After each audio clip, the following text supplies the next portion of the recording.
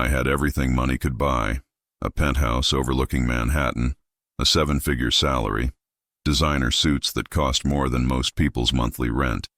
But every morning I woke up in golden handcuffs, and the weight of them was crushing my soul. This is the story of how I discovered that wealth without freedom is just another kind of poverty, and how the person I least expected became my path to liberation. The alarm pierced through my sleep at 4:45 in the morning, the same time it had screamed for the past 12 years. I reached across the cold Egyptian cotton sheets, my hand finding only emptiness where Jennifer used to sleep before she took our daughter and left 6 months ago. The divorce papers were still on my nightstand, next to the bottle of sleeping pills I'd been taking just to get 4 hours of rest. I dragged myself out of bed, my body aching from the tension that never seemed to leave my shoulders. At 42 years old, I was Marcus Hartley, Senior Vice President of Acquisitions at Rothwell Capital, one of the most prestigious private equity firms on Wall Street. My face had been on the cover of Forbes twice. My bonus last year was $3.7 million, and I was absolutely miserable. The marble bathroom of my penthouse reflected back a stranger. Gray had crept into my temples earlier than it should have. The lines around my eyes told stories of sleepless nights spent analyzing deal structures, of red eyes to London and Hong Kong, of missing my daughter Sophia's dance recitals and school plays because a merger couldn't wait. I splashed cold water on my face, trying to shock some life into my system. My parents had raised me in Queens, in a modest 2-bedroom apartment where my father worked as an accountant and my mother as an elementary school teacher. They'd scraped together every dollar to send me to Columbia, to give me opportunities they never had. I'd worked 3 jobs during college, graduated summa cum laude, landed an analyst position at Rothwell through sheer persistence. I'd climbed every rung through 16-hour days and sacrificing weekends and relationships and health. I'd earned this life, so why did it feel like a prison sentence? My phone buzzed incessantly on the counter. Already emails were flooding in. Tokyo markets had opened. Some crisis in a portfolio company. My managing director, Gerald Hoffman, wanted me in his office by 6:30. It was Sunday morning. Even God rested on Sunday, but not us. Not at Rothwell. I pulled on my running clothes, thinking maybe I could squeeze in 30 minutes on the treadmill before the day devoured me. But as I laced up my shoes, my phone rang. Gerald's name flashed across the screen. My stomach knotted. "Marcus, we need to move on the Patterson deal. Their board is getting cold feet." Gerald's voice had that edge it always carried, like every conversation was a negotiation he intended to win. "I need you to fly to Chicago today, wine and dine their CEO, do whatever it takes to keep them at the table." I looked at my calendar. Today was supposed to be my day with Sophia. Jennifer had finally agreed to let me have her for the afternoon. We were going to the Museum of Natural History, something I'd promised her 3 months ago and canceled twice. "Gerald, I have plans with my daughter today." "Can't Richard handle Chicago?" I heard the weakness in my own voice, the apologetic tone that made me hate myself. "Richard doesn't have your closing rate. You're the closer, Marcus. That's why you make the big money. The jet's fueled and waiting at Teterboro. Be on it by 9. The line went dead. I stood there, phone in hand, feeling the familiar rage and resignation wash over me in equal measure. The rage always lost. It always did. Because I had built my entire life on this foundation. The penthouse with its floor-to-ceiling windows overlooking Central Park. The Porsche in the garage. The investment accounts that would let me retire at 50 if I wanted. The respect that came with the Rothwell name. I had climbed so high, and somehow I had never felt more trapped. I called Jennifer. It went to voicemail. "Hey, it's me. I'm so sorry, but something came up at work. An emergency. Can we reschedule Sophia for next weekend? I promise I'll make it up to her." I heard the hollowness in my own words. I'd been making the same promise for years. The text came back 3 minutes later. "Don't bother. She stopped believing your promises 6 months ago." That's why I left. I sat on the edge of my bed, still in my running clothes, feeling like I'd been punched in the chest. The morning sun was starting to creep through the windows, painting everything in shades of gold. Gold. Everything in my life was gold, and all of it felt like chains. By 7 in the morning, I was in the back of a black car heading to Teterboro. My driver, James, a quiet man in his 60s who'd been ferrying me around for 8 years, caught my eye in the rearview mirror. "Rough morning, Mr. Hartley?" he asked quietly. "Every morning's rough, James." I tried to smile but couldn't quite manage it. "If you don't mind me saying, sir, you look tired. Really tired. Not just body tired, soul tired." I stared out at the New York streets sliding past. That obvious? I've been driving men like you for 30 years. I've seen what this life does. Money's a good servant, but a terrible master. He paused. "My sister, she works as a school counselor. Makes maybe $45,000 a year, but she's got 3 kids who adore her. She volunteers at the community center. She grows vegetables in her backyard. She's rich in ways that matter." I wanted to dismiss his words as the simplistic philosophy of someone who'd never had real money, never understood the complexity of high finance, never experienced the rush of closing $100 million deal. But something in his voice, some quality of genuine concern, made me listen. "You think I should quit? Walk away from everything I've built?" I heard the defensiveness in my tone. "I think you should ask yourself what you've actually built, sir, and whether you own it or it owns you." He pulled up to the private aviation terminal. "Your jet's ready." The flight to Chicago was smooth.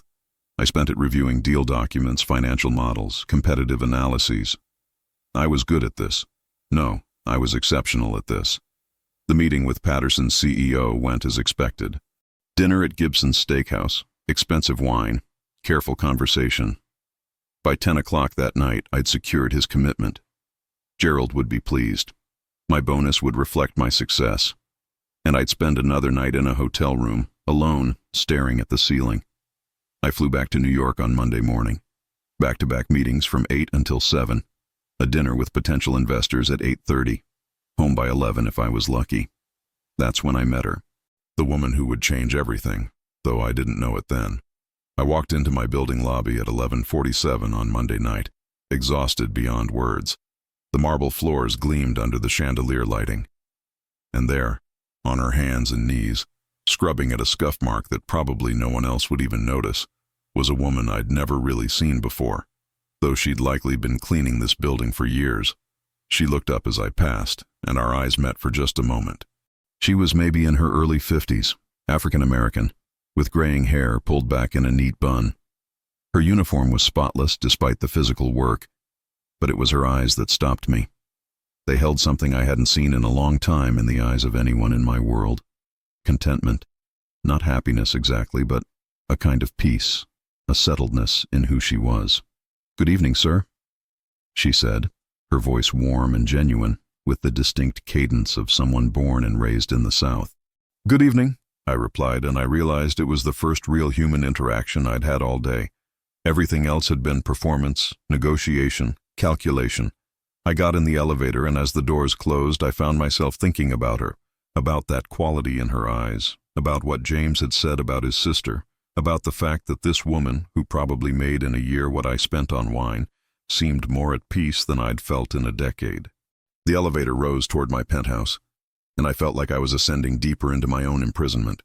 The doors opened onto my floor, and I stepped into my golden cage, wondering if there was a key I'd somehow lost along the way.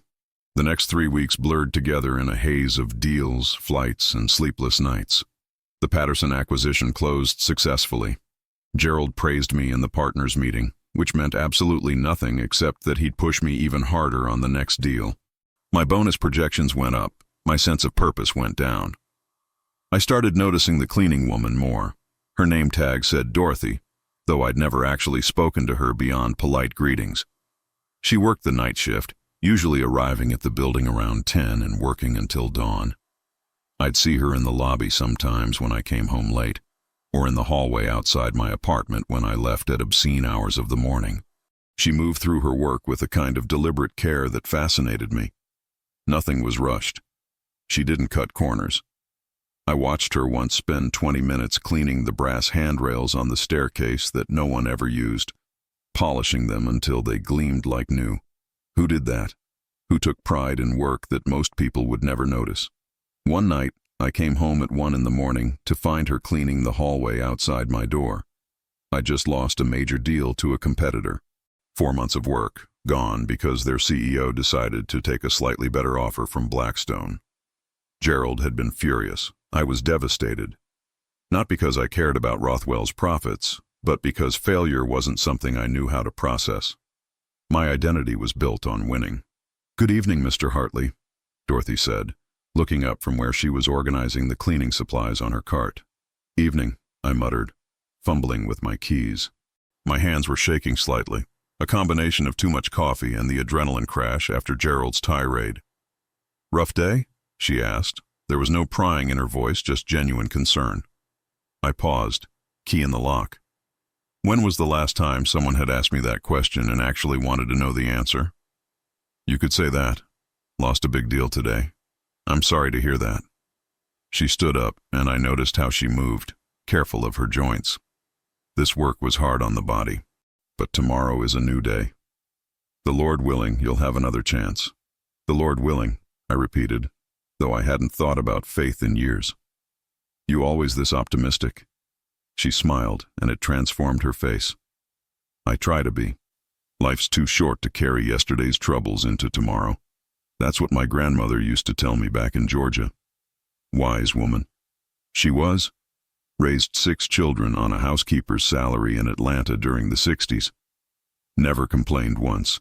Taught us that dignity isn't about what you have, it's about how you carry yourself through life. I found myself curious. "How long have you been in New York?"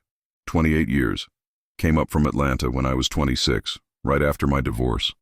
Left with nothing but a suitcase, my daughter, and determination. She began pushing her cart down the hallway.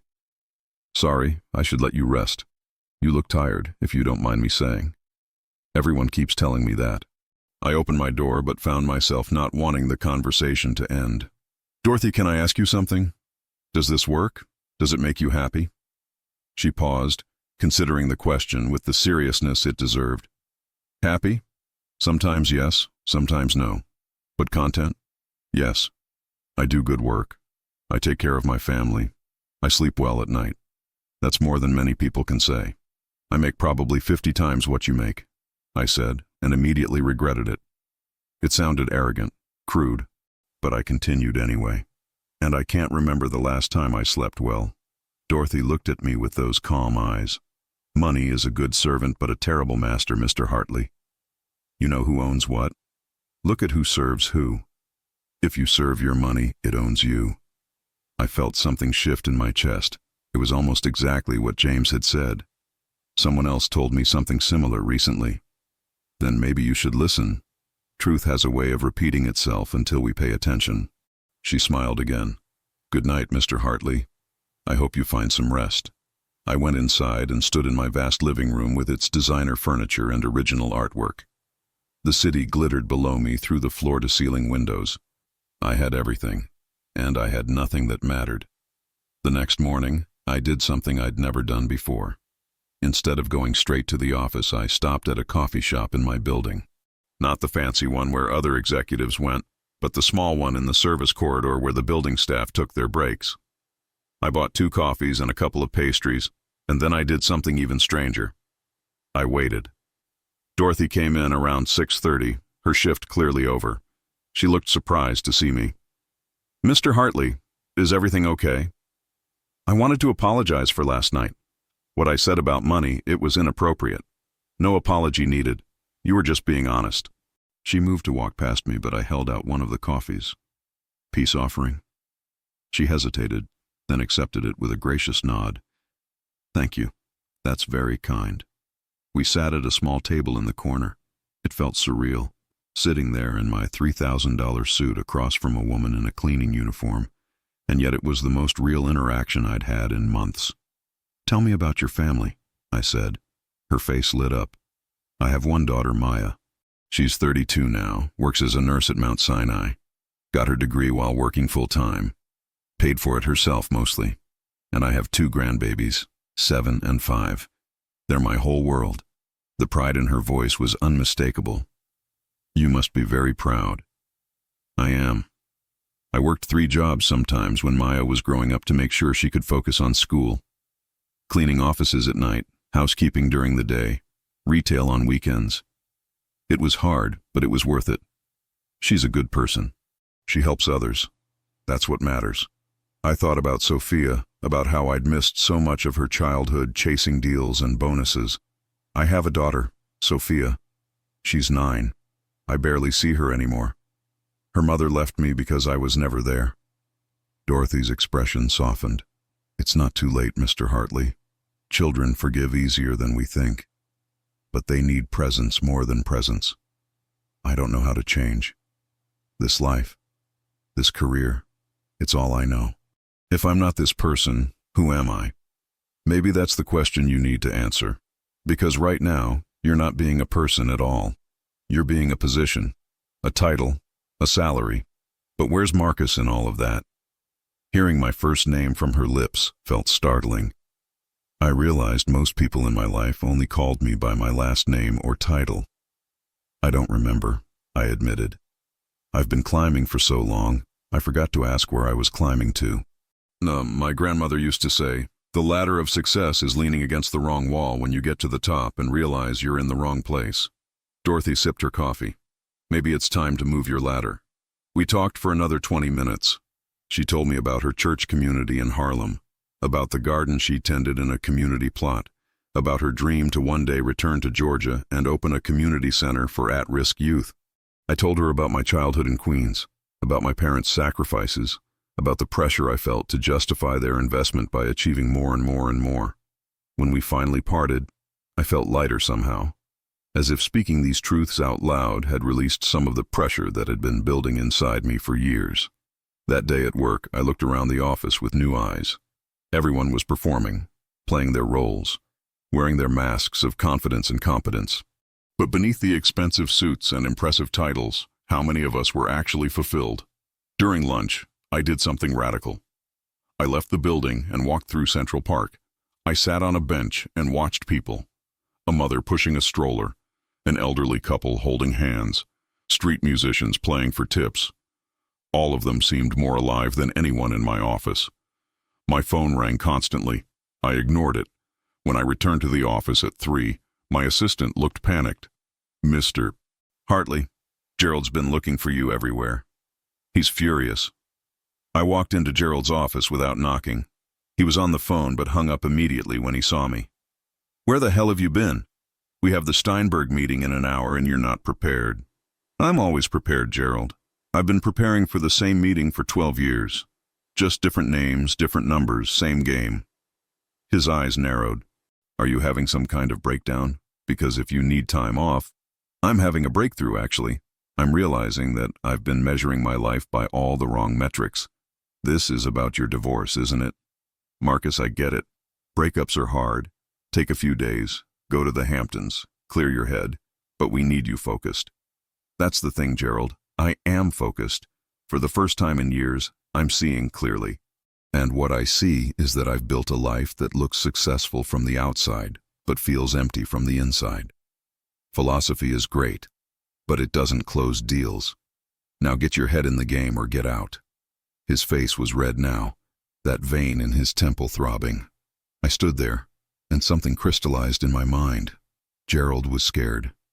He'd built the same prison I had, but he'd been in it longer. He'd had 3 divorces. His kids didn't speak to him. He had a heart condition from the stress, and he couldn't imagine any other way of living. I'll handle the Steinberg meeting, I said calmly. But after that, we need to talk about my future here. I walked out, leaving Gerald sputtering behind me. I handled the Steinberg meeting flawlessly, closed the preliminary deal. I was good at this. That wasn't the question. The question was whether being good at something was enough reason to keep doing it when it was destroying everything else. That night I saw Dorothy again in the lobby. She was training a new employee, showing her the proper way to clean the brass fixtures. She was patient, encouraging, thorough. Dorothy, I called out. She looked up, smiled. Mr. Hartley, you look better today, lighter. I feel lighter. I've been thinking about what you said, about moving the ladder. And I'm scared. I've spent my whole life climbing this particular ladder. What if I move it and discover I'm not good at climbing anything else? She walked over to me, maintaining professional distance, but her voice warm with understanding. Mr. Hartley, you know what I've learned? The things we're afraid to do are usually the things we most need to do. Fear is a compass pointing toward growth. You sound like a philosopher. I'm a cleaning woman with a high school diploma who reads a lot of books from the library. She smiled. But wisdom isn't about degrees. It's about paying attention to life. I went upstairs that night and did something I hadn't done in years. I called my mother in Florida, where she'd retired. She answered on the second ring, her voice immediately concerned.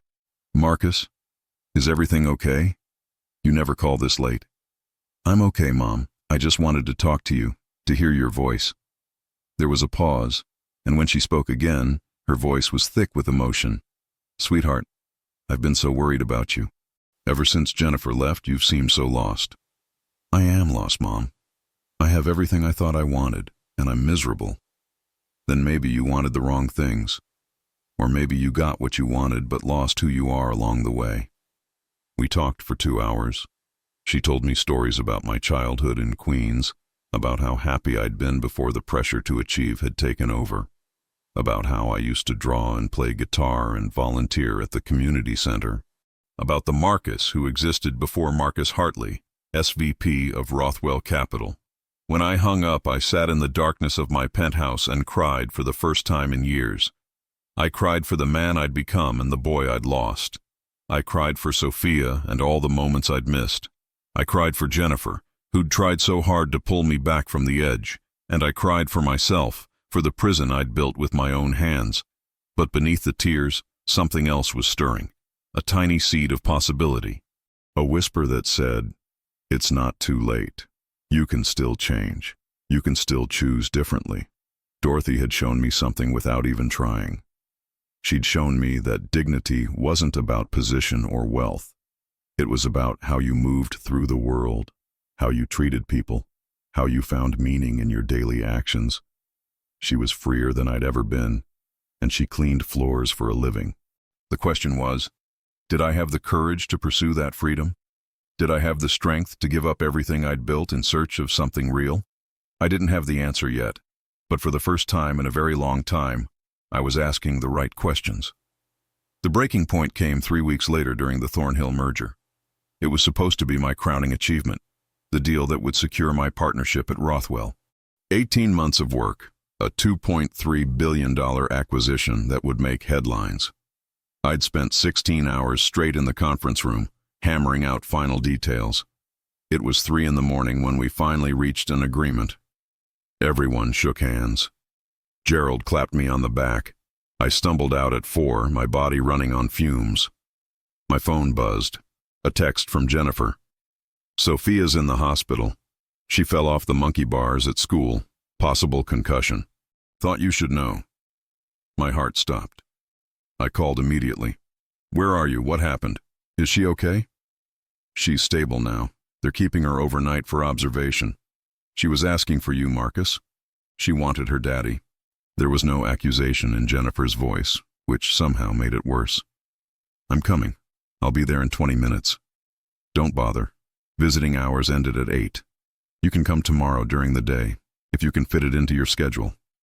Now the edge crept in. "Jennifer, please. I just closed the biggest deal of my career and I didn't even think about celebrating because all I can think about is whether my daughter is okay." "That's the problem, Marcus. You just closed the biggest deal of your career while your daughter was in the emergency room. That's where your head is. That's where it's always been." She sighed. "Come tomorrow if you want. But don't come out of guilt. Come because you actually want to be present." The line went dead. I stood on the sidewalk, my expensive suit wrinkled, my eyes burning, and I wanted to scream. I'd just completed a career-defining transaction, and all I felt was crushing failure as a father. I started walking. I didn't know where I was going, but I couldn't go home. My feet carried me through dark streets until I found myself outside a 24-hour diner in Hell's Kitchen, the kind of place I would have eaten at during my Columbia days. Inside, the fluorescent lights were harsh. A couple of cab drivers sat at the counter. And there, sitting alone with a cup of tea and a book, was Dorothy. She looked up, surprise flickering across her face. "Mr. Hartley, what are you doing here? I could ask you the same thing." I slid into the booth without asking. I was past social niceties. "I come here sometimes after my shift. It's quiet. I can read before I head home to Harlem. She closed her book, concern in her eyes. You look terrible. What happened? And then, for reasons I couldn't fully explain, I told her everything. About the deal, about Sophia in the hospital, about Jennifer's words, about the growing realization that I'd sacrificed everything meaningful. Dorothy listened without interrupting. When I finally finished, she was quiet for a long moment. Mr. Hartley, can I tell you a story? I nodded. When I first came to New York, I had nothing. Just me and my 5-year-old daughter, running from a husband who drank too much and hit too hard. I lived in a women's shelter for 3 months while I worked cleaning jobs during the day and went to night school for my GED. One day, I'm offered a job. Good money for once, working for a man who ran some kind of business out of a warehouse in Queens. He doesn't ask many questions, and I don't either because the money is 3 times what I'm making scrubbing toilets. But my sponsor at the shelter, Miss Pearl, she takes me aside. She tells me she knows this man. Everyone in the neighborhood knows him. And she knows the money comes with chains. She tells me, we didn't survive one kind of prison to walk into another. Better to be poor and free than comfortable and owned. Dorothy paused, her eyes distant with memory. I was angry with her for a week, watching that money slip away while Maya needed new shoes and I needed to move us out of that shelter. But then I see a young woman from our building, a girl who took that job, get arrested. And I understand. Miss Pearl saved me from selling my soul for money that would have cost me everything. She looked at me directly. Mr. Hartley, you're that person. You took the job that paid well but cost you your soul. The question is, are you brave enough to walk away before you lose everything that matters? Walk away? Dorothy, I can't just walk away. I have obligations, a mortgage, expenses. What would I even do? You're one of the smartest men on Wall Street from what I hear. You're telling me you can only do one thing? Or are you just too scared to do something different? The truth of her words hit me hard. I was scared, terrified, because my entire identity was wrapped up in being Marcus Hartley of Rothwell Capital. It's not just fear, I said. I'm 42. I've spent 20 years building this career. If I start over, I'll be competing with people half my age. For your daughter, for your peace, for your life. Dorothy's voice was gentle but firm. Mr. Hartley, I clean rich people's apartments all day. I see their lives. And you know what? The ones who only have money are the poorest people I know. The ones who have love, purpose, connection, those are the rich ones. I thought about Gerald with his 3 divorces, about the partners who wore their stress like badges of honor. Dorothy was right. We were poor in the ways that mattered. What would you do if you were me? I'm not you, Mr. Hartley. But if I had your education, your skills, I'd ask myself what problem in the world breaks my heart. Then I'd use everything I have to fix it. That's purpose. That's a life worth living. We sat in silence. The morning light crept through the windows. Somewhere, Sophia was sleeping in a hospital bed. I need to go see my daughter, I said finally. Yes, you do, and not just see her. Be with her. Present. Not thinking about deals or meetings. Just be her father. I went to the hospital as soon as visiting hours began.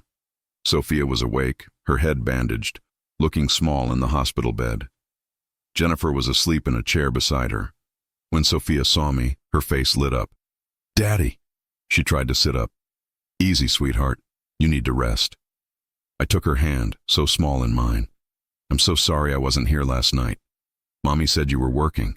She always says you're working. I was. But I shouldn't have been. Nothing is more important than you, Sophia. Nothing. And I'm sorry it took me so long to remember that. Jennifer stirred, opened her eyes. She looked at me, and something in my expression must have conveyed the shift, because her face softened. Marcus, I need to change, Jennifer. I know it's probably too late for us, but it's not too late for Sophia and me. I'm going to do better. I'm going to be present. We talked while Sophia drifted in and out of sleep. I told Jennifer about my crisis, about Dorothy, about realizing I'd been living someone else's definition of success. I want to believe you, Marcus, but you've said things like this before.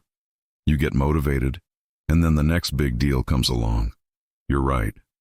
Words are easy, but I mean it this time. I'm going to make real changes. I'm going to see a therapist. I'm going to be here for Sophia. Actually here. After Jennifer left to shower and change, Sophia and I watched cartoons. We ate hospital food. We played cards. And I didn't check my phone once. It buzzed constantly, but I ignored it. For the first time in years, I was fully present. Around noon, Sophia fell asleep, holding my hand. I sat watching her breathe, this perfect little person I barely knew. She had Jennifer's smile and my stubborn determination. She was 9 years old, and I'd missed so much. My phone vibrated. 43 missed calls, 67 emails, a text from Gerald. My office, Monday, 8 a.m. We need to discuss your commitment. I turned the phone off. Whatever consequences were coming, I'd face them. But not today. Today belonged to Sophia. When she woke up, she looked at me with huge brown eyes. Daddy, are you going to leave again soon? Not today, baby. Today I'm right here. What about tomorrow? I took a deep breath. I'm going to be around a lot more. I'm making big changes at work. Does that mean you can come to my dance recital next month? I'll be in the front row. I promise. And this time, I mean it. She smiled, and in that smile, I saw possibility. The possibility of rebuilding what I'd broken. Jennifer returned that evening. Sophia was being discharged the next morning, so I offered to stay the night. Sarah looked surprised, but agreed. That night, sleeping in the uncomfortable hospital chair, I had more rest than I'd had in months. Because I wasn't running from myself anymore. I was finally standing still, facing the truth. Monday morning came. I walked into Rothwell's offices at 7:45. People stared. Marcus Hartley disappearing during the biggest deal of the year was unprecedented. Gerald's assistant waved me straight in. He was standing at his window. Sit down, Marcus. I'll stand. He turned, his face hard. I've been with this firm 26 years. I usually see burnout coming. But you were my closer. So tell me, what happened? My daughter was in the hospital with a possible concussion, and I wasn't there. That's what happened. Your daughter is fine. I checked. Kids fall every day. You disappeared during the most critical phase. The deal closed, didn't it? That's not the point. The point is reliability, commitment. This firm needs to know you're in the trenches with us, not running off for personal emergencies. Something in his words, the casual dismissal of my daughter as a personal emergency, made everything crystal clear. You're right, Gerald. You need reliability, total devotion. And I can't give that anymore, because this job has taken everything from me. His expression shifted to something like concern. Marcus, you're burned out. Take a month off, reset. But don't make rash decisions. It's not rash. It's the first clear decision I've made in years. I'm resigning. You're giving up partnership. Do you understand what you're walking away from? Generational wealth, everything you've worked for. I'm walking away from a life that was killing me. And I'm walking towards something real. Gerald sat down heavily. Is this about money? We can renegotiate. It's not about money. It's about the fact that I've spent 20 years making money my master. And I'm done being a slave. He stared at me. You'll regret this. 6 months from now, when you're bored and irrelevant, you'll realize you made a mistake. Maybe. Or maybe I'll finally understand what it means to actually live. I placed my badge and phone on his desk. I'll work out a transition, 2 weeks' notice. Make it 1 week. If you're not committed, I don't want you contaminating the team. 1 week it is. Walking out of Gerald's office felt like removing armor I'd worn so long, I'd forgotten what it felt like to move freely. By lunchtime, everyone knew Marcus Hartley had quit. The speculation ran wild. I spent the week documenting deals, briefing my team, tying up loose ends. It was strange how quickly something that had consumed my entire existence became just a job to wrap up. Tasks to complete, files to transfer, passwords to share. On my last day, I cleaned out my office. 20 years of accumulated success reduced to a single cardboard box. Deals closed, awards won, photos from corporate events. I threw most of it away. Dorothy found me in the lobby that evening, carrying my box to the exit. She looked at the box, then at my face, and she knew. You did it. You moved the ladder. I did. I don't know where I moved it to yet, but it's definitely not leaning against the same wall anymore. That's brave, Mr. Hartley. That takes real courage. Call me Marcus, please. I'm not Mr. Hartley anymore. I'm just a guy trying to figure out what comes next. Marcus, she smiled, trying out the name. What will you do? Honestly, I have no idea, but I know I'm going to spend time with my daughter. I'm going to figure out what actually matters to me. And I'm going to find a way to use my skills for something meaningful. If you need any wisdom along the way, you know where to find me. Usually in the lobby around 10 at night. She patted my arm. Go be free, Marcus. You've earned it. I walked out of that building for the last time as the evening rush began. The city swirled around me, millions of people pursuing their own versions of success. I didn't have answers. I didn't have a plan. For the first time in my adult life, I had no 5-year strategy. And it was terrifying. And it was exhilarating. And it was exactly what I needed. The first month without Rothwell was the hardest. I'd structured my entire identity around that job, and without it, I felt like a building with its foundation removed. I woke up at 4:45 out of habit, reaching for a phone that no longer commanded my attention. I started seeing a therapist, Dr. Patricia Morrison, a woman in her 60s with a practice in the West Village. She'd been recommended by Jennifer. Our first session was uncomfortable. I'd never been good at talking about feelings. So, Marcus, Dr. Morrison said, settling into her chair, tell me what brought you here. I quit my job. High-paying, prestigious position. Everyone thinks I'm crazy. Maybe I am. What do you think? I think I was dying slowly, and I didn't even realize it until I stopped long enough to notice. We worked through a lot in those sessions. My relationship with achievement, which stemmed from being the son of working-class parents who'd sacrificed everything. The pressure I felt to justify their investment. The way I'd confused net worth with self-worth. The fear that without my accomplishments, I was fundamentally unlovable. You've spent your whole life trying to earn your existence, Dr. Morrison told me. As if being human wasn't enough. As if you had to pay rent on your right to take up space in the world. It was true. I'd been performing since childhood. Perfect grades. Perfect trajectory. And I'd never stopped to ask what I actually wanted. I spent a lot of time with Sophia. Jennifer, to her credit, allowed me generous access now that I actually had time. We went to museums and parks. We cooked together. Terrible meals that we laughed about. We talked about everything. Real conversations where I listened. One afternoon at the Central Park Zoo, Sophia asked me, Daddy, are you happy now? I'm getting there, sweetie. It's complicated. Mommy says you were sad for a long time. That work made you sad. Mommy's right. I was doing something I was good at, but it wasn't making me happy. Sometimes those are different things. What makes you happy? I thought about it. This, right now. Being here with you. That makes me happy. She squeezed my hand. You're around more now. I like it. Those words meant more than any performance review ever had. I also started volunteering. I reached out to a nonprofit in Queens that helped working families navigate the financial system, teaching them about credit, saving, investing. It was run out of a church basement not far from where I'd grown up. The people reminded me of my parents, of Dorothy, of everyone working hard just to build stability. I met Carmen on my 3rd week volunteering. She was from the Bronx, Puerto Rican, 36 years old, working 2 jobs while taking online classes for her accounting degree.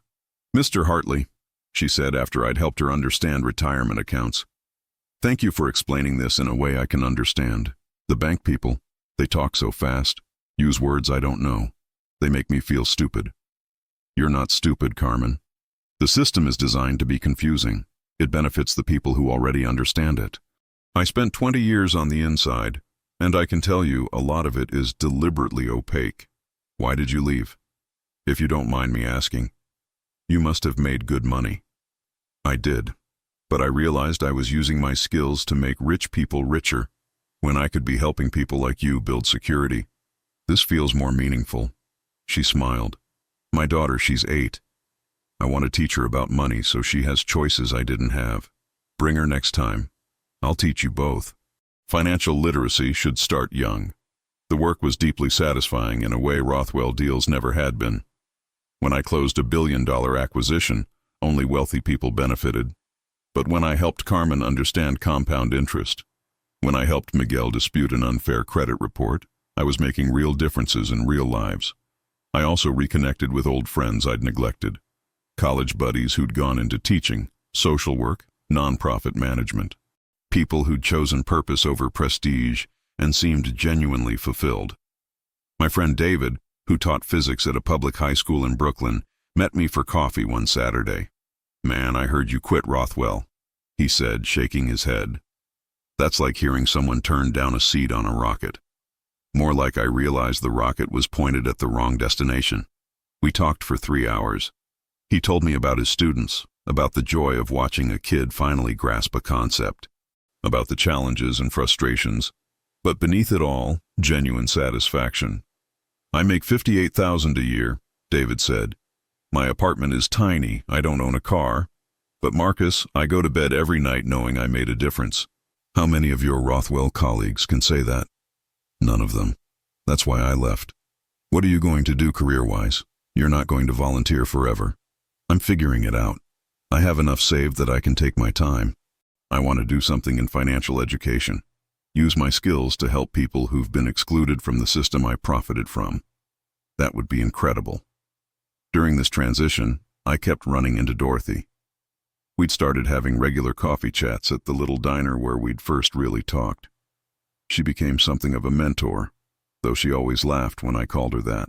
"I'm a cleaning lady, Marcus. You're the one with the fancy education." "Education and wisdom aren't the same thing, Dorothy.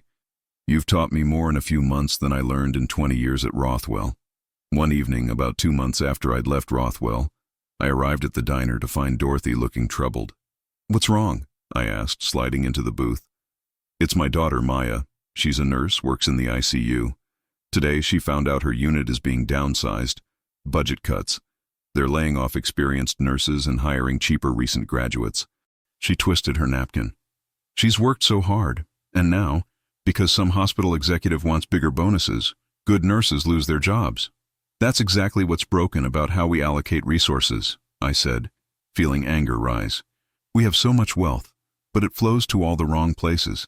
Executives get bonuses while nurses lose jobs." "Can I tell you something?" Dorothy leaned forward. "When I clean those fancy offices downtown, I see how much money moves around. Millions for bonuses, thousands for office parties. Money everywhere. But programs that actually help people, they're begging for scraps." An idea started forming. "Dorothy, what if there was a way to redirect some of that wealth? What if people like me, who know how the system works, helped regular people access funding and resources? That would be beautiful. But how? I don't know exactly, but I'm going to figure it out." That conversation planted a seed. Over the next weeks, I researched the nonprofit sector, understanding how funding worked, where gaps were, which programs were effective but underfunded.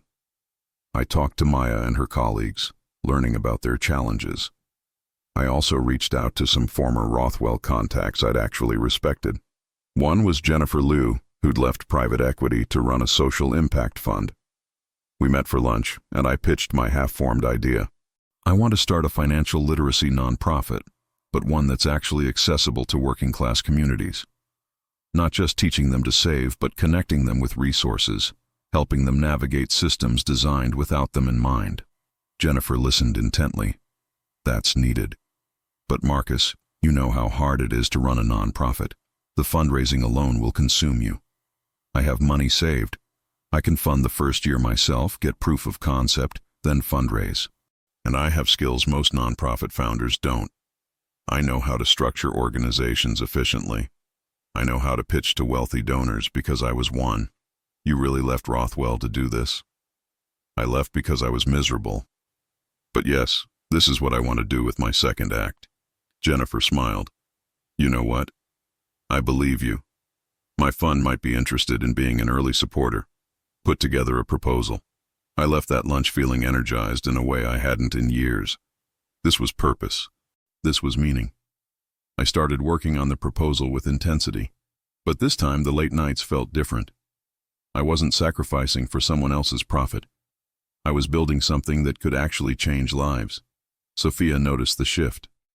One night, tucking her into bed, she said, "Daddy, you smile more now." "You think so?" "Yeah. Before, you always looked worried. Now you look excited. I am excited, baby. I'm building something new, something that matters. Will you still have time for me? Always. That's the whole point. You come first. She hugged me tight. I'm proud of you, Daddy. Coming from her, those words meant everything. 3 months after leaving Rothwell, I officially registered my nonprofit, Path Forward Financial Literacy. The mission was simple: provide free, accessible financial education to working-class communities, taught by people who understood both finance and struggle. I recruited volunteers from my old network, people burned out from corporate finance and looking for meaningful work. I partnered with community organizations, churches, and schools in Queens, the Bronx, and Harlem. And I enlisted Dorothy's help, asking if she'd share her story in our outreach. Me? I'm nobody special, Marcus. You're exactly who our students need to hear from. Someone who came from hard circumstances, who worked hard, who made smart choices, who raised a successful daughter despite obstacles. Your story is powerful. She agreed, and her testimonial became one of our most effective recruitment tools. People saw themselves in her, saw possibility. The first Path Forward class was held in a church basement in Jackson Heights. 23 people showed up. We covered basics: checking accounts, saving strategies, understanding credit scores, avoiding predatory lenders. I taught with rigor, but with completely different stakes. These people weren't sitting on billions. They were living paycheck to paycheck. Every dollar mattered. Carmen was in that first class with her daughter Sophia.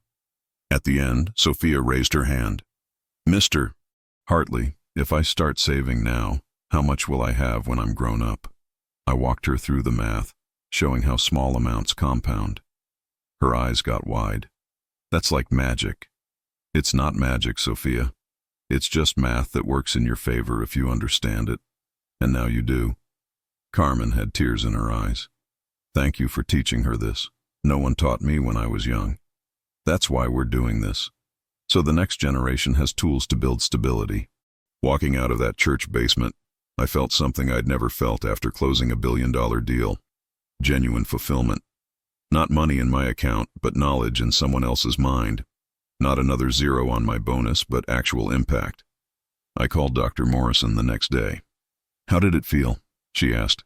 Like I'd finally found what I was supposed to be doing all along. Like everything before was training for this. That's beautiful, Marcus. You've done something remarkable. You've rebuilt your life around meaning instead of status. I couldn't have done it without help. Without Dorothy showing me what dignity looks like. Without Sophia reminding me what matters. Without Jennifer giving me another chance. Without you helping me understand why I was so trapped. You did the work, Marcus. All of us just held up mirrors. That night, I couldn't sleep. But for once, it wasn't anxiety. It was excitement. Ideas for expanding Path Forward, for reaching more people, for building something sustainable and impactful. The golden handcuffs were off. I was finally genuinely free. And freedom wasn't about unlimited resources. It was about using whatever resources you had in alignment with your values. It was about going to sleep, knowing you'd spent your day in service of something meaningful. I still had a long way to go. Path Forward was just starting. My relationship with Jennifer was cordial but not healed. I was living on savings with no idea if this would be sustainable. Uncertainty was everywhere. But for the first time, I was at peace with uncertainty. Because I wasn't alone in it. I had community. I had purpose. I had relationships that nourished me. I had less gold, but I was no longer a slave. 6 months into Path Forward, we'd grown to serve over 300 families across 5 locations. The work was exhausting and exhilarating. I was making about 25% of my old salary through a modest founder's stipend, and somehow, I needed less. The penthouse was gone. I'd moved into a 2-bedroom apartment in Astoria that cost a fraction of what I'd been paying. The Porsche was sold, replaced by a used Honda. Sophia loved the new apartment. It feels like a real home, Daddy. The big place always felt like a hotel. Jennifer had softened toward me as she watched me follow through. We'd started having family dinners once a week. We weren't getting back together, but we were rebuilding a co-parenting relationship based on respect and shared love for Sophia. You're different, Jennifer told me one evening. Calmer, more present. Like you finally stopped running. I was running from myself, from the fear that without achievements, I wasn't enough. It took losing everything to realize I'd never been enough in my own eyes, no matter how much I accumulated. I'm proud of you, Marcus. What you're building with Path Forward, it's real. I should have listened years ago. You tried to tell me. Maybe you needed to find that out on your own. Path Forward kept expanding. Jennifer Liu's fund came through with grant funding. Other donors, some my old Rothwell colleagues quietly dissatisfied with their own lives, started contributing. We hired staff, all people with lived experience in the communities we served. Dorothy remained my unofficial advisor and the heart of our outreach. She'd reduced her cleaning hours to part-time so she could volunteer more. Her story, her warmth, her authenticity drew people in ways my credentials never could. One evening after a successful workshop, I found her sitting alone, looking thoughtful. "What's on your mind?" I asked. "I was just thinking about the first time we really talked. You were so lost, Marcus. So trapped. And now look at you. Look at this." She gestured around. "You freed yourself, and now you're helping others find their freedom. I couldn't have done it without you, Dorothy. You showed me what real wealth looks like. I didn't do anything special. I just lived my life according to my values. That's exactly what made it special. In a world where everyone's chasing more, you were content with enough. That's revolutionary." She laughed. "Revolutionary? Me? Just an old cleaning lady from Atlanta." "You're not just anything, Dorothy. You're one of the wisest people I've ever met, and I've met billionaires and CEOs and famous intellectuals. None had what you have." "And what's that?" "Peace, purpose, presence, the 3 Ps of actual success." "I like that. You should use that in your workshops." I did. It became a cornerstone of our teaching, that financial stability wasn't about getting rich. It was about having enough to support a life of peace, purpose, and presence. About making choices that aligned with your values. The anniversary of my resignation arrived. 1 year since I'd walked away from everything I'd built. I marked it by taking Sophia to the Museum of Natural History, the trip I'd canceled that fateful day. We stood in front of the T-Rex skeleton, Sophia's favorite. She held my hand. "Daddy, are you happy you quit your old job?" she asked. "Yes, baby. Best decision I ever made. Well, second best. First was being your dad. Even though you don't make as much money? Especially because of that. I used to think money would make me happy. But you know what actually does? This. Being with you. Helping people through Path Forward. Having time to live instead of just work. Good. Because I like you better now. You're more fun. We spent the whole day at the museum and I didn't check my phone once. Because there was nowhere else I needed to be. That night, after dropping Sophia at Jennifer's, I went to the diner where Dorothy and I often met. She was there already, reading. 1 year free, I announced, sliding into the booth with 2 coffees. She looked up, smiled. "How does it feel?" "Scary sometimes. Uncertain. I don't have the security I once had. But Dorothy, I have something I never had before. I have myself. I know who I am when I'm not performing. And that's worth more than any amount of money. That's true wealth, Marcus. Knowing yourself. Living according to your own values. Being free to choose your path. I've been thinking about something you said long ago. About how money is a good servant but a terrible master. I finally understand. Money is useful. I'm not anti-wealth.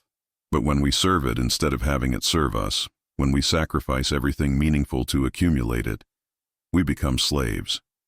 We put ourselves in chains made of gold, and you've broken those chains. With your help. You were like a mirror, Dorothy. You reflected back what real freedom looked like. We sat in comfortable silence watching the city move past the windows. Night shift workers coming in for coffee. Cab drivers taking breaks. All the people who made the city function. "Can I ask you something?" I said. "Do you ever regret not pursuing wealth? Not trying to climb higher? You're brilliant. You could have been anything." She thought carefully. "No, I don't regret it. I had my daughter. I built community. I helped my family back in Georgia. I did good work with dignity. I slept well at night. What more could I want? Most people want much more. Most people are chasing things that won't make them happy. They're sold a vision of success that's really just dressed up servitude. Work yourself to death, sacrifice relationships, destroy your health. But hey, you'll have a big house. That's not success. That's trading your life for things. That's exactly what I was doing, but not anymore. Now you're living intentionally, and that's the secret, Marcus. The people who are genuinely happy, who have real peace, they're the ones who decide what matters and build their lives around that. They don't let society or advertising or peer pressure tell them what success looks like. I thought about my old colleagues at Rothwell, still grinding, still chasing the next bonus, still believing that if they could just accumulate enough, they'd finally feel satisfied. I want to expand Path Forward, I told Dorothy. Not just financial literacy, but life design workshops, teaching people what you've taught me, how to identify their values and build lives around them, how to resist the cultural pressure to pursue wealth at the expense of everything else, how to be free. That would be powerful. Too many people are sleepwalking through lives they never consciously chose. Will you help me develop it? Co-teach with me? People need to hear from someone who's actually lived these principles. She laughed. But yes, Marcus, I'll help you. This kind of work, helping people find real freedom, that's sacred work. Over the next months, we developed the new program, Designing a Life of Freedom. We taught it in the same church basements and community centers. The response was overwhelming. People were hungry for permission to want something different than endless accumulation. One student, Patricia, a home health aide, told us after class, "I've been feeling guilty for years because I don't want to work 80 hours trying to get rich. I like my job.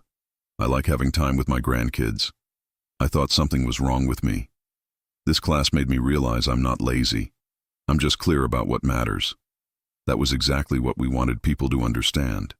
That choosing a life with less income but more presence wasn't failure. It was success that our culture didn't recognize. My own life had stabilized into a rhythm that felt sustainable.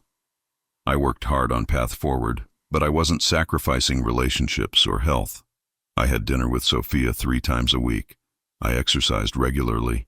I read for pleasure. I had friendships that weren't transactional. I was living a full life, not just a productive one. The financial reality was different from Rothwell days. My savings were slowly depleting. I'd sold most expensive possessions. I lived simply, but I didn't feel poor. I felt wealthier than ever, because I was rich in things that mattered: time, relationships, purpose, peace. 1 year turned into 2. Path Forward grew to serve over 1,000 families. We expanded into job training partnerships, helping people not just manage money, but earn more through skill development. We connected people with resources they didn't know existed. We built community. Dorothy became something of a local celebrity in the communities we served. People called her Miss Dorothy, a term of respect and affection. She'd gone from being invisible, the cleaning woman no one noticed, to being central, the wisdom keeper everyone sought. "How does it feel?" I asked her one day, going from cleaning offices to teaching workshops, from overlooked to sought after. "Marcus, I was never invisible. People just weren't looking, and I was always teaching, just in different ways. My daughter, my coworkers, people in my building. I've always shared what I learned. Now I'm just doing it more formally. Still, there must be satisfaction in being recognized. Recognition is nice, but it's not why I do this. I do it because I was helped when I needed help. Someone gave me my first job when I came to New York scared and alone. Someone showed me how to open a bank account. Someone taught me about credit. I'm just passing it forward. That's what Path Forward means. We're all passing forward what we've learned. Sophia graduated from elementary school that spring. I was there, front row, watching her walk across the stage. Jennifer sat beside me, and for a moment she took my hand and squeezed. We'd both come so far. After the ceremony, Sophia ran up to us glowing. "Did you see me, Daddy? Did you see?" "I saw everything, baby. I'm so proud of you. Are you coming to the party?" "Wouldn't miss it for anything." 2 years ago, I would have made an excuse. Now, these moments were the center of my life, not interruptions. At the party, surrounded by Sophia's friends and their families, by Jennifer's parents who'd slowly forgiven me, by simple joy, I felt complete. This was wealth. This was success. Not the penthouse or the Porsche or the 7-figure bonus. This, connection, presence, love. Later that week, I got an unexpected call. Mitchell Rothwell Jr., the founder's son who now ran the firm. We'd never been close. "Marcus, I heard about what you're doing. Path Forward, it's impressive. Thank you. It's been the most meaningful work of my life. I'm calling because I want to meet." "Not about coming back," he added quickly. "About something else." We met at a quiet restaurant. Mitchell looked older, more worn. "I'll get straight to it," he said. "I'm miserable, Marcus. I've been running Rothwell for 8 years since my father died. The firm's never been more profitable, and I've never been more unhappy. I drink too much. My second marriage is falling apart. I'm on blood pressure medication at 47, and I keep thinking about you." "About me?" "About the fact that you had the guts to walk away. Everyone thought you were crazy. But you know what? You're the only person from our world who actually seems happy. I see your posts. You're glowing. And I'm dying." I listened as Mitchell poured out his story. It was so similar to mine. The pressure to live up to a legacy. The belief that achievement would bring satisfaction. The slow realization that he'd sacrificed everything real. "What do you want from me, Mitchell? I want to know how you did it. How you walked away. How you rebuilt. Because I'm standing on that same cliff, and I'm terrified to jump." We talked for 3 hours. I told him everything. About Dorothy. About realizing I was a slave to my own success. About the terror and exhilaration of starting over. About discovering that less can be more when aligned with your values. "But Marcus, you had skills that translated. I've only ever done private equity.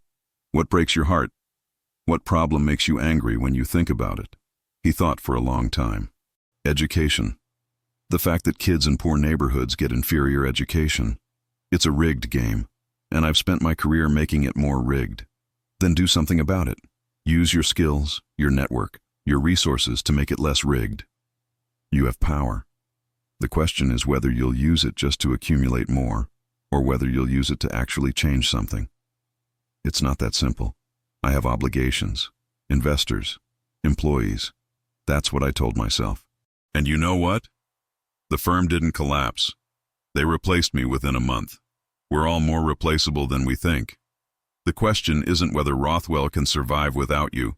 It's whether you can survive with Rothwell." He looked at me with desperation. "I'm afraid. What if I walk away and discover I'm no good at anything else? Then you'll learn to be something else. That's what growth looks like. It's uncomfortable and uncertain, but that's how we expand beyond the boxes we've built." We parted with Mitchell promising to think about it. I didn't know if he'd actually change. Most people don't. The fear of leaving their golden cage is stronger than their misery inside it. But I'd planted a seed, the way Dorothy had in me. Path Forward celebrated its 2nd anniversary with a community event in Flushing Meadows Park. Over 500 people came. Former students, current students, volunteers, donors, community partners. Dorothy and I stood together watching the crowd, listening to people share transformation stories. Carmen spoke about finishing her accounting degree and getting a job at a nonprofit, helping other immigrants with tax preparation. Path Forward didn't just teach me about money.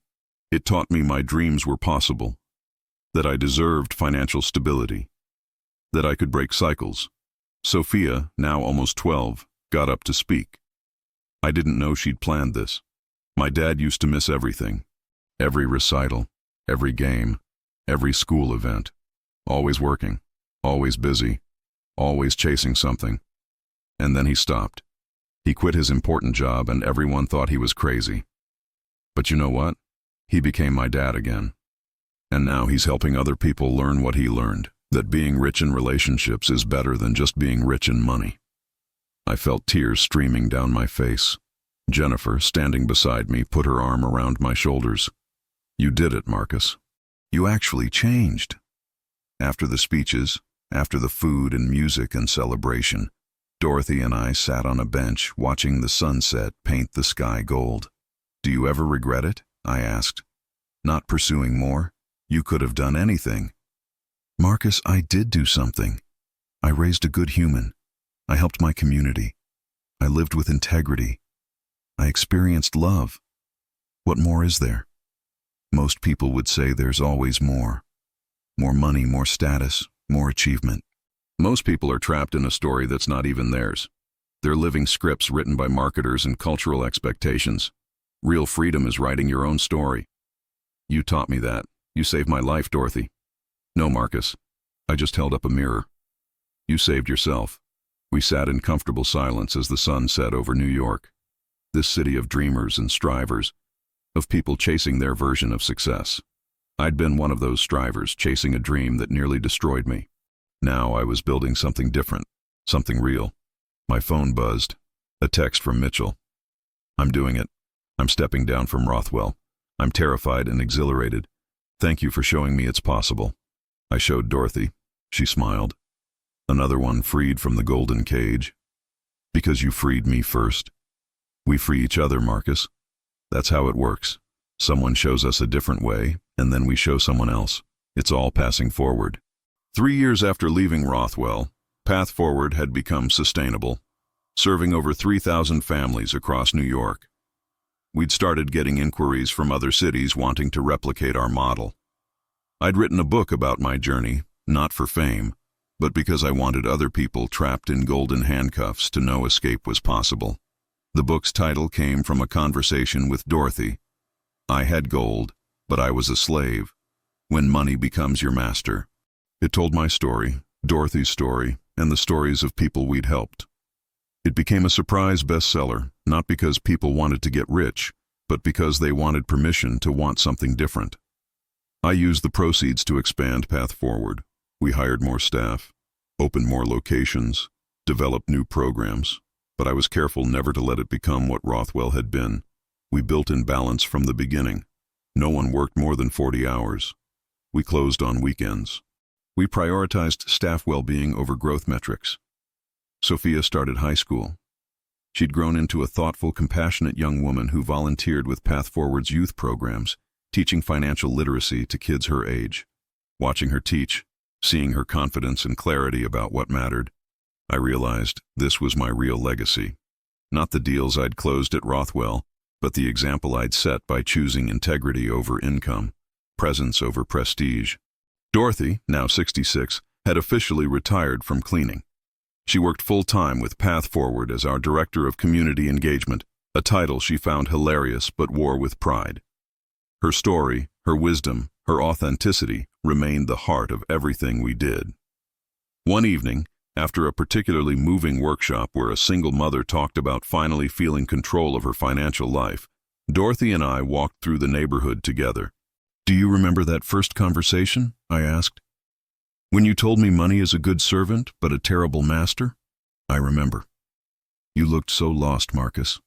So trapped in your own success. I was trapped. I'd built this elaborate prison and couldn't even see the bars because they were made of gold. But you helped me see them. I just reminded you of what you already knew but had forgotten. That you're a human being, not a human doing. That your worth isn't determined by your productivity or bank account. In the years since I left Rothwell, I've made maybe 1/10 of what I made there, and I've never been wealthier. I have time, I have relationships, I have purpose, I have peace. That's the wealth that actually matters. That's the wealth that lasts, Marcus. Money comes and goes. Markets crash. Jobs disappear. But who you are, how you love, the difference you make, that's permanent." We stopped at a small playground where a few families were enjoying the evening. Kids laughing on swings, parents watching with tired but content faces. This was real wealth, too. These small moments of connection and joy. "Dorothy, I want to ask you something. I've been offered a position at a major foundation, significant salary, resources to expand Path Forward nationally. But it would mean more travel, less direct work with our community. What would you do?" She thought carefully. "What does your gut tell you?" "That I don't want to become what I left. That bigger isn't always better. That I'd rather touch 1,000 lives deeply than skim across 1,000,000 superficially." "Then you have your answer. But we could help so many more people. Or you could help the people you're already serving even more effectively. Marcus, you spent 20 years chasing more. Now you know better. Enough is enough. Better is better." She was right. I turned down the foundation position and instead focused on deepening our work in New York. We developed more intensive programs, longer-term relationships with families we served.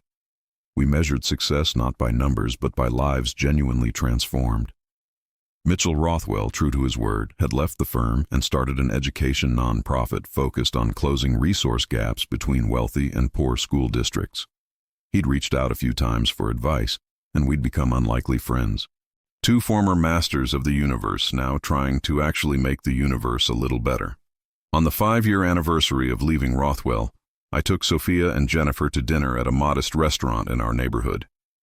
Nothing fancy, just good food and good company. "Dad," Sophia said over dessert, "my teacher asked us to write about someone we admire. I'm writing about you." "About me? Why?" "Because you had the courage to change."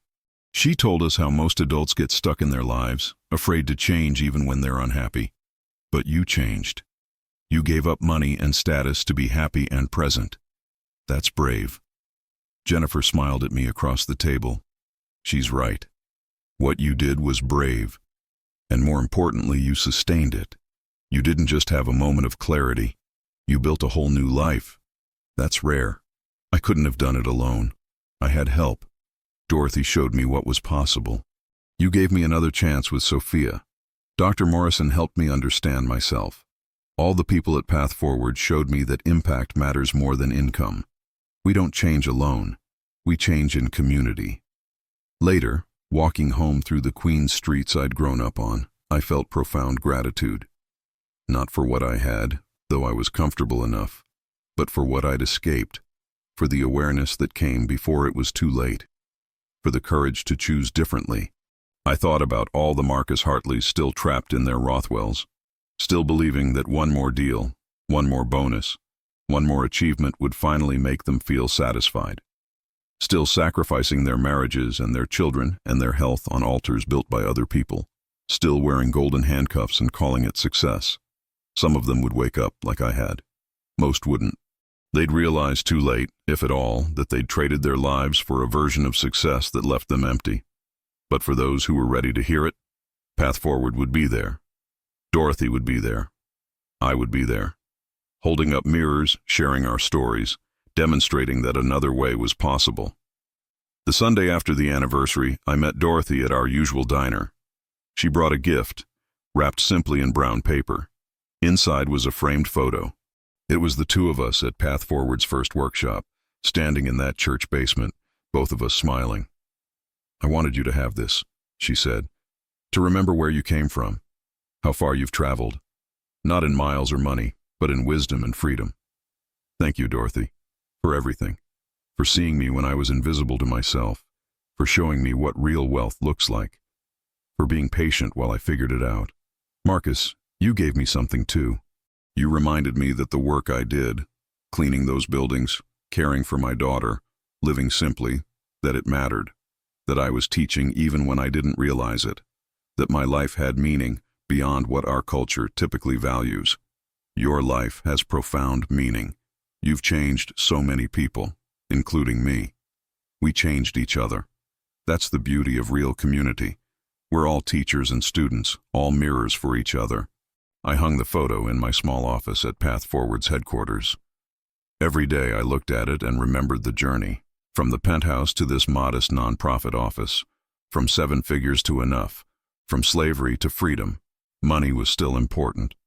We still taught people how to manage it, grow it, use it wisely, but we also taught them what Dorothy had taught me, that money is a tool, not a master, that wealth without freedom is just another form of poverty, that you can have gold and still be a slave if that gold owns you instead of you owning it. The mail brought a letter one day.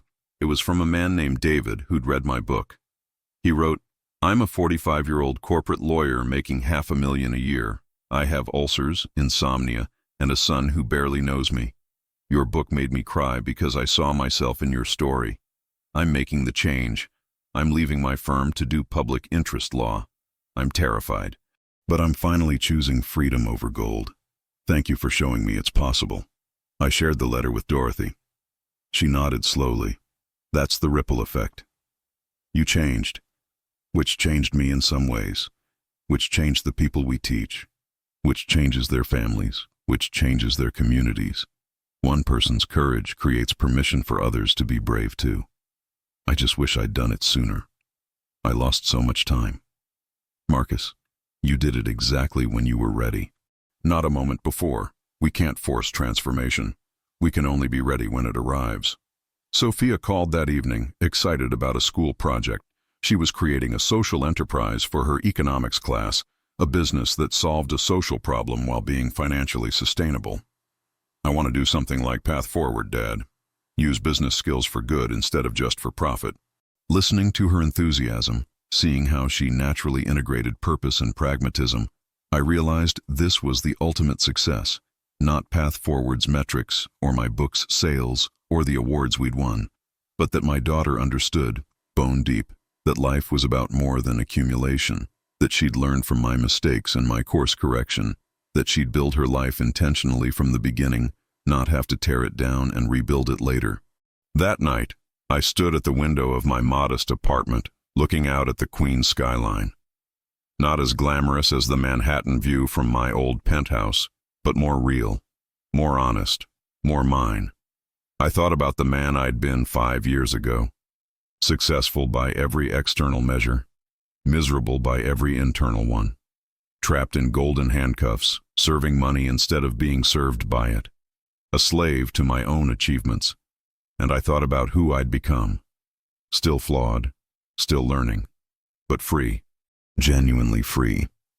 Free to choose how I spent my time, free to prioritize relationships over transactions, free to define success on my own terms, free to fail without it destroying my identity, free to be enough just as I was.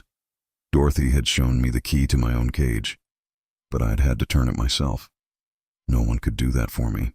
Each person trapped in their own golden handcuffs has to decide for themselves whether freedom is worth the risk, whether meaning matters more than money, whether being wealthy in relationships is more valuable than being wealthy in resources. I'd made my choice. And every day, I got to help other people make theirs. That was the privilege of this second life, this rebuilt existence. I got to be for others what Dorothy had been for me. A mirror, a reminder, a living example that another way was possible. I had less gold than I'd had 5 years ago, much less. But I wasn't a slave anymore. I was free. And that freedom, that wealth of time and presence and purpose and peace, was worth more than all the bonuses and penthouses and Porsches and prestige I'd left behind. Money is a good servant, but a terrible master. I'd learned that lesson the hard way, by serving money until it nearly destroyed everything that actually mattered.